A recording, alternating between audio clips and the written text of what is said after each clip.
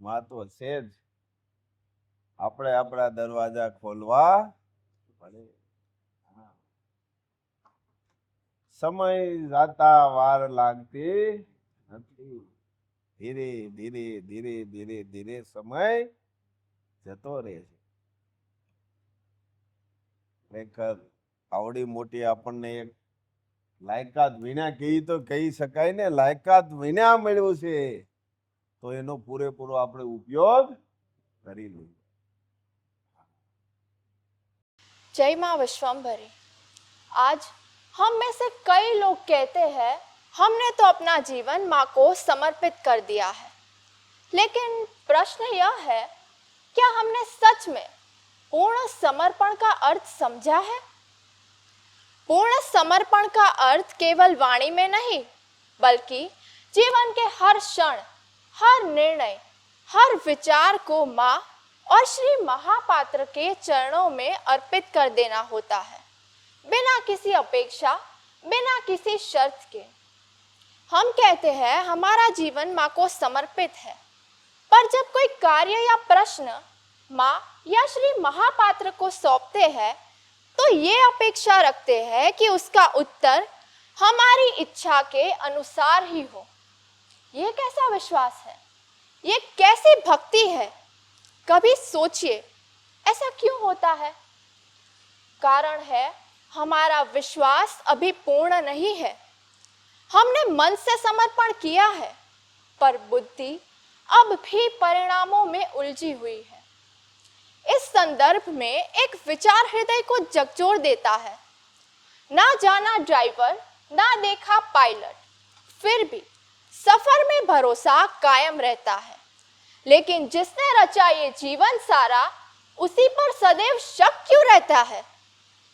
इतिहास गवाह है कि जहां सत्य के लिए समर्पण होता है, वहीं विजय होती है। महाभारत में अर्जुन ने संपूर्ण दायित्व श्री कृष्ण को सौंप दिया था। न तो संशय था, न भय, केवल विश्वास था।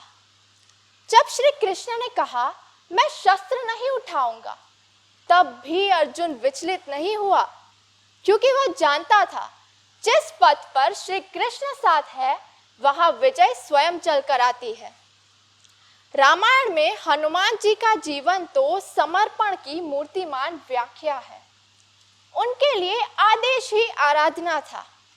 उन्हें परिणाम की चिंता कभी नहीं हुई, केवल कार्य और सेवा से उनका जीवन प्रकाशित था। और आज यदि हम श्री महापात्र के जीवन की ओर देखें तो हमें समर्पण की सबसे श्रेष्ठ मिसाल दिखाई देती है। उन्होंने कभी माँ के आदेशों पर प्रश्न नहीं उठाया, कभी शंका नहीं की। हर परिस्थिति में, हर निर्णय में माँ की इच्छा ही उनकी दिशा थी।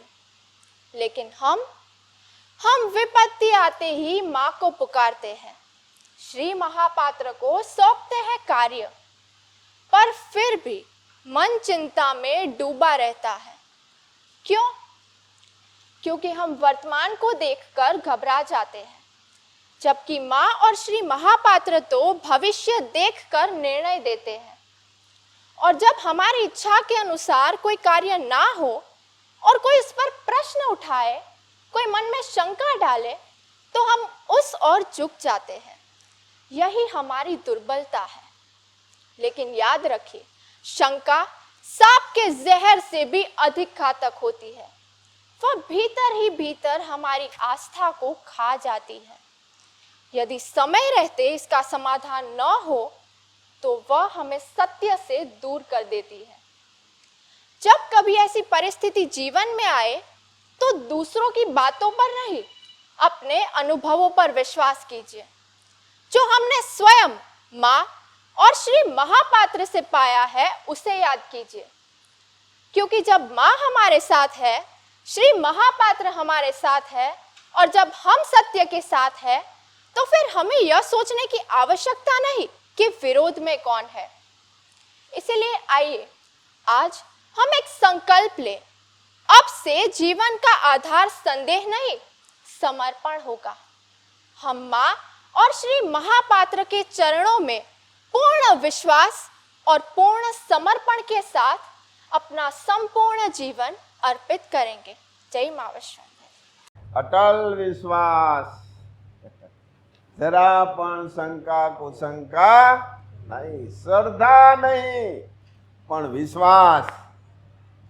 જેમ હનુમાનને વિશ્વાસ હતો અટલ, ગમે એવા સંઘર્ષ આવે પણ સંઘર્ષ એ ખબર જ ન પડે, સંઘર્ષ શું છે ને એ ખબર જ ન પડે, બસ હાલ્યા જાઓ, જ્યાં આપણે પહોંચવું છે ત્યાં સુધી હાલ્યા જ જાઓ.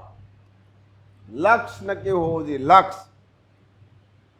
હનુમાન જે જો તમે ઇતિહાસ જુઓ, તમે ખરેખર સતત રામ અને હનુમાન જે સાથે હતા બધા સતત સંઘર્ષ આવ્યો. સાનમુના શાંતિથી ધ્યાનમાં ક્યાંય બેઠા, સતત સંઘર્ષ. જો ક્યાંય બેઠા બેઠા અને બીજાને બેહવાય ન દીધા, સતત સંઘર્ષ. કૃષ્ણ આવ્યા તો અર્જુનને પાંડવોને ક્યાંય બેઠા ધ્યાનમાં, સતત સંઘર્ષ. જો એક વસ્તુ જો, જે મોટા મોટા મહાપુરુષો છે એ બધા આવ્યા, એ બધા સતત સંઘર્ષ જ રહ્યો. અને આપણે તકલીફ ન પડવી જોઈએ. હું ભક્તિ કરું છું, મારે તકલીફ પડવી જોઈએ નહીં, એ ભ્રમ છે, એ ભક્તિ જ નથી. સંઘર્ષ આવે ને આવે. લોન ઉપાડી હોય તો હપ્તો આવે કે નહીં? એટલે આગલા જન્મના જે કાંઈ હોય એ આવે, પણ આ જન્મે જે આગલી છે એ લોન ભરી દો, આગલા જન્મની જે કાંઈ છે. અને આ જન્મે લોન જ ન ઉપાડો તો ક્યાં આવે? પણ લોન ઉપાડવી છે, હપ્તા ભરવા નથી. આ ભ્રમ છે. ઉપાડો જ નહીં, જે છે એ ભરી દો. સંઘર્ષમાં જ આપણા જે ઋણ બંધન છે એ સંઘર્ષમાં જ પૂરા થાય, સીધામાં પૂરા થાય નહીં. સંઘર્ષમાં જ આનંદ છે, સંઘર્ષમાં જ આપણા ઋણ બંધન પૂરા થાય. સંઘર્ષ એ જ જીવન, સંઘર્ષ એ જ આનંદ. બહુ આનંદ ખરેખર મેં અનુભવેલું છે એટલે કહું છું. જય મા.